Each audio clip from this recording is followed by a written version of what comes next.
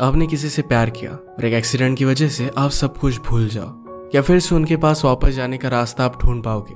इसी एक थीम पर बेस्ड आज की हमारी मूवी टाइम इज अप ये 2021 की एक हॉलीवुड रोमांटिक मूवी आती है। सारे प्रॉब्लम्स के बावजूद कि हमारे मेन कैरेक्टर एक दूसरे को ढूंढ पाएंगे, ये जानने के लिए लास्ट तक इस वीडियो को जरूर देखिएगा। अगर आपको एक्सप्लेनेशन अच्छा लगता है तो प्लीज इसे लाइक और कमेंट जरूर कर दीजिए।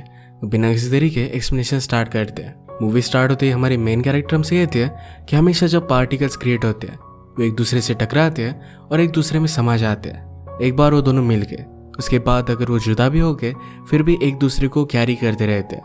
हमारी मेन कैरेक्टर का नाम है विवियन। उसका अभी अभी एक्सीडेंट हुआ और उसी वजह से उसे ये सब चीज़ें याद आ रही थी क्योंकि वो एक फिजिक्स की स्टूडेंट है। इसके बाद मूवी फ्लैशबैक से स्टार्ट होती है। विवियन अपना बॉयफ्रेंड जिसका नाम है स्टीव, उसकी स्विमिंग प्रैक्टिस देखने के लिए आई हुई थी। यह हमारा और एक मेन कैरेक्टर है जिसका नाम है रॉय। रॉय आजकल स्विमिंग में अच्छी तरीके से परफॉर्म नहीं कर रहा था। उसके कोच डेविड ने उसे कहा कि तुम इस तरीके से बिहेव नहीं कर सकते, तुम्हें अपने गेम में बहुत अच्छी तरीके से परफॉर्म करना पड़ेगा, तभी तुम्हें स्कॉलरशिप मिलेगी। इन्हें कंपटीशन के लिए रूम में जाना था तो डेविड कहता है कि अगर तुमने ऐसा ही परफॉर्म किया तो तुम्हें मैं लेकर नहीं जाऊंगा। रॉय कहता है कि मुझे इस सब से कुछ भी फर्क नहीं पड़ता। डेविड ने कहा कि तुम्हारे फादर तुम्हारे लिए यही चाहते हैं। रॉय गुस्से में टीम छोड़कर वहां से चला जाता है। घर आते वक्त विवियन की फ्रेंड स्टीव से रॉय के बारे में पूछ रही थी। उसे वो अच्छा लगता है पर वो ज़्यादा सीरियस नहीं है, सिर्फ वो रॉय से मिलना चाहती है। स्टीव ने कहा कि वो हमेशा गुस्से में ही रहता है। विवियन की फ्रेंड उन दोनों को साथ में देखकर कहती है कि जब से तुम उसके साथ रिलेशनशिप में हो मैं तुम्हें पहचान नहीं पाती। फ्रेंड ने कहा कि तुम उतनी ज़्यादा खुश लगती नहीं। विवियन कहती है कि हैप्पीनेस ओवररेटेड है और खुद ही इस पर हंसने लग गई। रॉय के घर पर हम देखते हैं कि उसके फादर और एक छोटी सिस्टर है। जब वो छोटा था तभी मदर की डेथ हो गई थी। फादर ने रॉय से पूछा कि आज तुम्हारी प्रैक्टिस कैसे गई। रॉय कहता है कि ठीक ठाक थी। फादर कहते हैं कि ठीक ठाक से काम नहीं चलेगा, तुम्हें अच्छी तरीके से परफॉर्म करना पड़ेगा। रॉय ने कहा कि मैं कितना भी अच्छा परफॉर्म कर लूँ आपके लिए इनफ ही नहीं होता। फादर कहते हैं कि तुमने ऑलरेडी बहुत सारे रिकॉर्ड्स किए हैं, इसी वजह से तुम्हें आगे जाना चाहिए।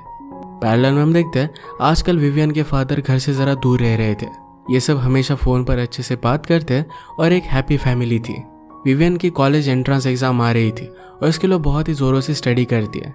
उसने कहा कि तो पार्टिकल्स के टकराने के बाद वो दूर भी चले जाए फिर भी एक दूसरे को उनका कनेक्शन महसूस होता है। विवियन ने नोटिस किया कि रात में उसकी मदर बहुत लेट घर पर वापस आई। वो स्टीव को कांटेक्ट करने की कोशिश करती है पर स्टीव कहता है कि मैं बहुत बिजी हूँ। 2 दिनों तक उसने उसे इग्नोर कर दिया था पर अगले दिन उसे वो मिलने के लिए आ गया। इस तरीके से इग्नोर होने के बाद विवियन उस पर बहुत गुस्सा थी। वो कहती कि मैं भी एग्जाम के लिए प्रिपेयर कर रही हूँ, फिर भी मैं तुम्हारे लिए टाइम निकाल लेती हूँ। वो वरीड थी कि क्या वो एग्जाम में अच्छे से परफॉर्म कर भी पाएगी। स्टीव उसे सहारा देता है और कहता है कि तुम बहुत ही बेस्ट करोगी। आज रात विवियन ने फिर से अपनी मदर को घर से बाहर जाता देखा। उसका पीछा करती है तो उसने देखा कि उसकी मदर का किसी और के साथ अफेयर चल रहा है। इस बात से वो बहुत ही ज़्यादा डिस्टर्ब होगी। रेस्टोरेंट के बाहर उसी के स्कूल के कुछ लड़के थे जो उससे छेड़ने लग जाते हैं। उन्होंने उसका पर्स भी ले लिया। ये सब रॉय देख लेता है। उनमें से एक उसका फ्रेंड ही था तो पर्स वो वापस ले लेता है। उसने विवियन से कहा कि तुम्हारी जैसी लड़की यहाँ पर क्या कर रही है। विवियन कहती कि क्या तुम मुझे जानते हो। रॉय ने कहा कि मैं तुम्हारे बॉयफ्रेंड को जानता हूँ, तुम्हें इस तरीके से जगह पर देखना उसे अच्छा नहीं लगेगा। विवियन कहती कि प्लीज़ उसे मत बताना। नेक्स्ट डे वो टेस्ट के लिए गई। अपनी मदर के बारे में वो सोच रही थी तो कॉन्सेंट्रेट नहीं कर पाती और वहाँ से चली जाती है। फ्रेंड के पास आकर उसने ड्रिंक किया और आज रात वो एक पार्टी के लिए जाते हैं। रात में रॉय अपनी सिस्टर को स्टोरी सुना रहा था। सिस्टर ने पूछा क्या तुम मदर को मिस करते हो। रॉय ने कहा कि तुम्हारी तरह मैं भी उसे मिस करता हूँ। स्कूल खत्म होने के बाद रॉय पूरी कंट्री घूमने के लिए जाने वाला था तो सिस्टर ने कहा कि क्या तुम मुझे भी लेकर जाओगे।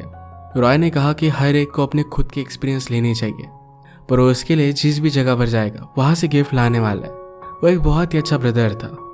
रॉय स्विमिंग की प्रैक्टिस करने के लिए हर रात स्कूल में घुस आता है।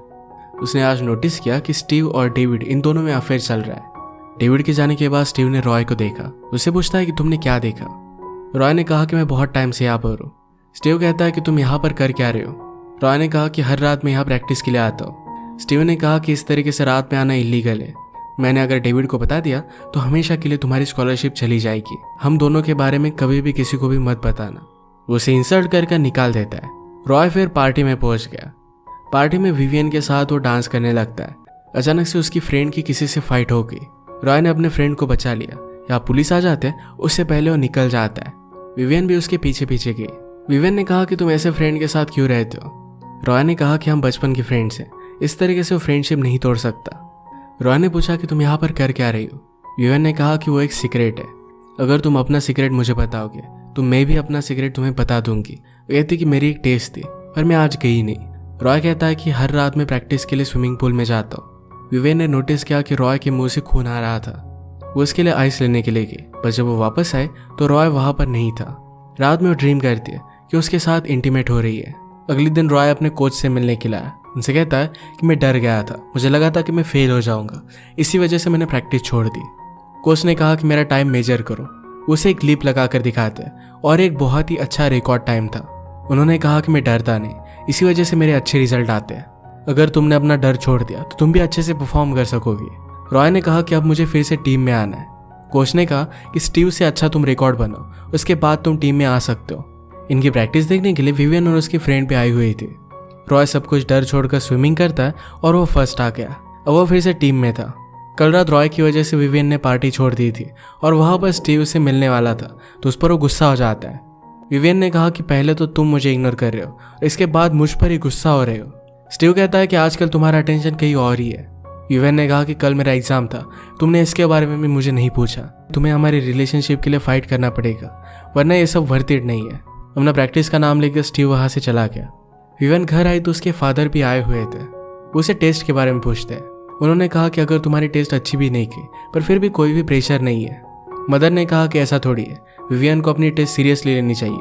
विवियन अपनी मदर पर गुस्सा हो गई और कहती कि तुम्हारे अफेयर की वजह से मैं मेरे टेस्ट पर कॉन्सेंट्रेट नहीं कर पाई।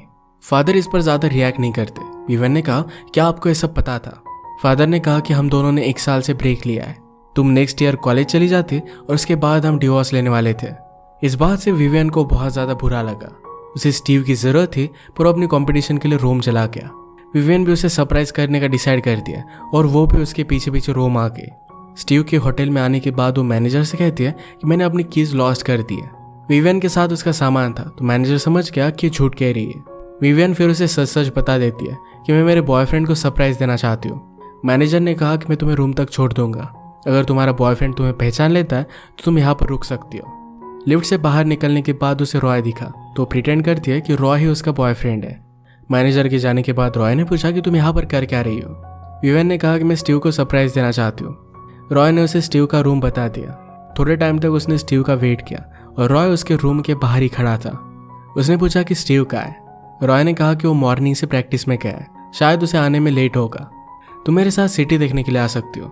रॉय पहले इस सिटी में रह चुका है तो कहता है कि मुझे बहुत अच्छे अच्छे प्लेसेस पता है। विवियन कहती है कि अगर तुम फिर से गायब होगे तो क्या होगा? रॉय कहता है कि मैं ऐसा नहीं करूंगा। ये दोनों घूमने के लिए निकले और रॉय अलग अलग चीज़ों की फोटोज ले रहा था, पर विवियन को एक भी फोटो नहीं लेता। विवियन कहती कि ऐसा क्यों? रॉय ने कहा कि मुझे इंटरेस्टिंग चीज़ों की फोटो लेना बहुत अच्छा लगता है। विवियन पूछती कि क्या मैं इंटरेस्टिंग नहीं हूँ? रॉय उसका बहुत मजाक लेता है। वो जब एक फोटो निकाल रहा था तो विवियन जबरदस्ती उसके कैमरे के सामने आके एक दूसरे के साथ ये टाइम बहुत ही अच्छे से स्पेंड कर रहे थे। रॉय ने कहा कि अपनी आंखें बंद करो और मेरे साथ ऊपर आओ। विवियन कहती कि मैं तुम पर ट्रस्ट क्यों करूं? रॉय कहता है कि मैं तुम्हें एक स्टोरी सुनाता हूँ। उसने कहा कि एक लड़का एक लड़की से बहुत प्यार करता था। एक दिन अचानक से उस लड़की की डेथ हो गई। उस लड़के ने फिर डार्क पावर से उस लड़की को फिर से जिंदा कर दिया, पर इसके बाद वो फिर से कभी उसे देख नहीं सकता था। वो लड़की हमेशा उसके पीछे चलती रही पर उसे पता ही नहीं था। इसके बाद उसे एक हाईएस्ट प्लेस पर लेकर आया जहाँ पर बहुत ही ब्यूटीफुल सा म्यूजिक चल रहा था। यहाँ से वो पूरी सिटी देख सकते थे। विवियन ने कहा कि तुमने मुझे स्टोरी का एंड बताया नहीं। रॉय ने कहा कि उस लड़की ने उसे आवाज दी। लड़के ने पीछे देखा तो गायब हो गई। प्यार भी इसी तरीके से होता है, वो पूरी जिंदगी हमारे साथ नहीं रह सकता। विवियन कहती कि क्या तुम प्यार पर बिलीव नहीं करते? रॉय ने कहा कि मैं बिलीव करता हूँ पर मैं इसे पाना नहीं चाहता। इसके बाद वो किसी दूसरे होटल के बार में आते हैं। वहाँ की बारटेंडर उनसे पूछती कि तुम्हारा रूम कौन सा है, पर रॉय ने झूठ कह दिया। विवियन ने पूछा कि क्या तुम कल की कंपटीशन के लिए नर्वस हो? रॉय ने कहा कि वैसे भी मैं जीतने नहीं वाला तो इसके लिए वो नर्वस नहीं है। वैसे भी अब उसे उतनी ज्यादा इंटरेस्ट रहा नहीं है। वो जब छोटा था तो उसकी मदर ने उसे स्विमिंग करना सिखाया हुआ था। विवियन कहती कि अब तुम्हारी मदर का है। रॉय ने कहा कि उनकी डेथ हो गई थी। वो जब छोटा था तो मदर स्विमिंग करने के लिए गई, फादर कहीं और गए थे। अचानक से सी में कुछ प्रॉब्लम हुआ, उसकी मदर स्विम कर नहीं पाई। रॉय ने उसे बचाने की बहुत कोशिश की थी पर फिर भी वो कर नहीं पाया। आज तक अपनी मदर की डेथ के लिए वो खुद को जिम्मेदार मानता है। इसी वजह से हर एक चीज को लेकर वो फेल होगा, यही उसे लगता रहता है। होटल वालों को पता चल गया कि इलीगली यहाँ पर आया तो उनके पीछा वो करते हैं। जल्दी से वो वहां से भाग गए। स्विम करते करते वो करीब आ गए और एक दूसरे को किस कर लिया। विवियन रियलाइज करती है कि ये गलत है और इसके बाद वो फिर से होटल में आ गए। वो स्टीव के रूम में आए तो कोच के साथ सो रहा था। इस बात से वो बहुत ही ज़्यादा डिस्टर्ब हो जाती है। ये सब रॉय ने देखा और उसका वो पीछा करता है। विवियन ने कहा कि क्या तुम्हें इस सब के बारे में पता था? तुम्हें मुझे बता देना चाहिए था। सब कुछ पता होने के बावजूद भी तुम मेरे साथ टाइम स्पेंड कर रहे थे। तुम्हें लग क्या रहा था? रॉय ने कहा कि तुम्हें भी मेरी ज़रूरत थी। गुस्से में विवियन कहती है, मैं कभी भी तुम्हारे जैसे लड़के से प्यार नहीं कर सकती। तुम तो अपने खुद के ड्रीम्स के लिए भी फाइट नहीं करते। ये सुनकर रॉय को बहुत गुस्सा आया। विवियन उसे स्टॉप करने के लिए रास्ते से गुजर रही थी तब एक गाड़ी से टकराकर उसका एक्सीडेंट हो गया। इसके बाद विवियन को फिर से घर लाया जाता है। वो अनकॉन्शियस है पर अब उसकी हालत ठीक है। विवियन के फ्रेंड ने स्टीव से पूछा कि जब उसका एक्सीडेंट हुआ था तुम उसके साथ क्यों नहीं थे? रॉय उसके साथ कर क्या रहा था? स्टीव ने कहा कि हमने एक साथ डिनर किया। उसके बाद क्या हुआ इसके बारे में मुझे पता नहीं है। डॉक्टर विवियन के पेरेंट्स को बताते हैं कि वो अब भी यंग है, वो इस सब से फाइट कर सकती है। कुछ ही दिनों में उसका होश वापस आ जाना चाहिए, पर वो कब होश में आएगी इसकी गारंटी वो नहीं दे सकते। उन दोनों को एक दूसरे के सहारे की बहुत जरूरत पड़ी। रॉय स्विमिंग छोड़कर अपने फादर को हेल्प करने लग जाता है, पर यह सब काम करने में उतना ज्यादा माहिर नहीं था। फादर उसे कहते हैं कि तुम्हें इस तरीके से स्विमिंग छोड़नी नहीं चाहिए।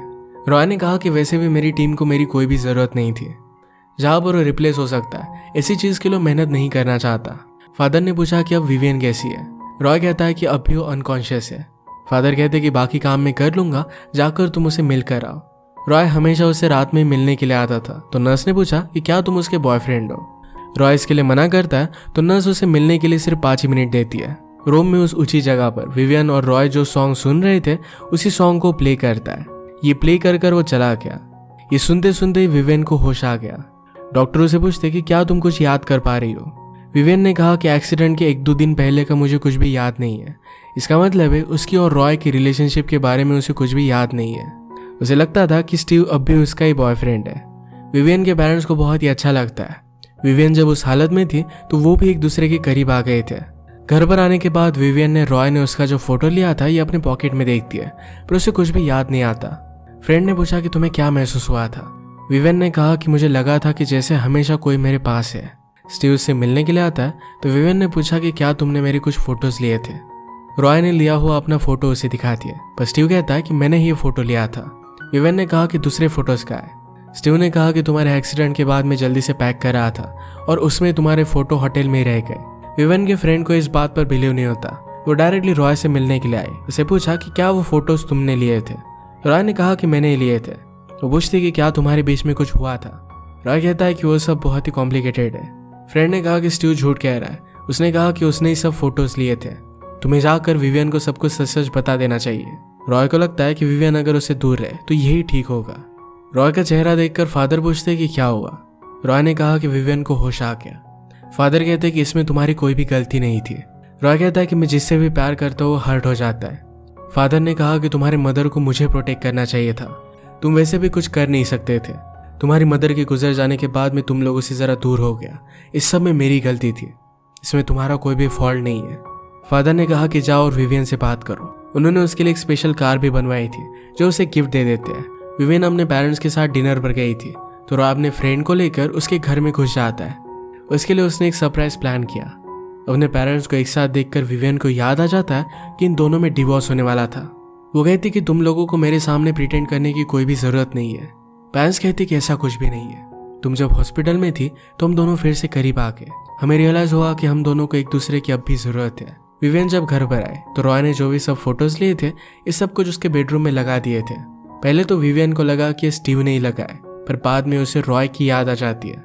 नेक्स्ट सीन में हम देखते हैं कि कोच टीम छोड़कर जा रहे थे। स्टीव ने कहा कि तुम ये सब कर क्यों रहे हो? कोच ने कहा कि तुम्हें इस तरीके से किसी और के साथ में नहीं देख सकता। वो हमेशा के लिए उसे छोड़कर चले गए। विवियन स्टीव को बुला लेती है। उसने पूछा कि क्या एक्सीडेंट के दिन हम दोनों एक साथ थे? स्टीव हाँ कहता है। विवियन कहते कि तुमने तो मुझसे कहा था कि सारे फोटो डिस्ट्रॉय हो गए, तो ये सब क्या है? स्टीव कहता है कि हम दोनों एक साथ ही थे। स्टीव उसे कुछ भी एक्सप्लेन नहीं कर पाता। विवियन ने पूछा कि उस रात मैंने पहना क्या था, पर स्टीव को ये बात पता नहीं थी। उसे सब कुछ बताने के लिए मजबूर कर दिया। स्टीव ने अपने अफेयर के बारे में बताया और सब कुछ वो सच सच बता देता है। विवियन ने सारे फोटोज फिर से देखे। इसमें एक फोटो के पीछे रॉय ने उसे एक जगह पर मिलने के लिए बुलाया था। रॉय कहता है कि मैंने तुम्हें बहुत मिस किया। विवियन ने कहा कि तुमने मुझे कुछ बताया क्यों नहीं? मैं जब होश में आई थी तो मेरे पास तुम ही थे।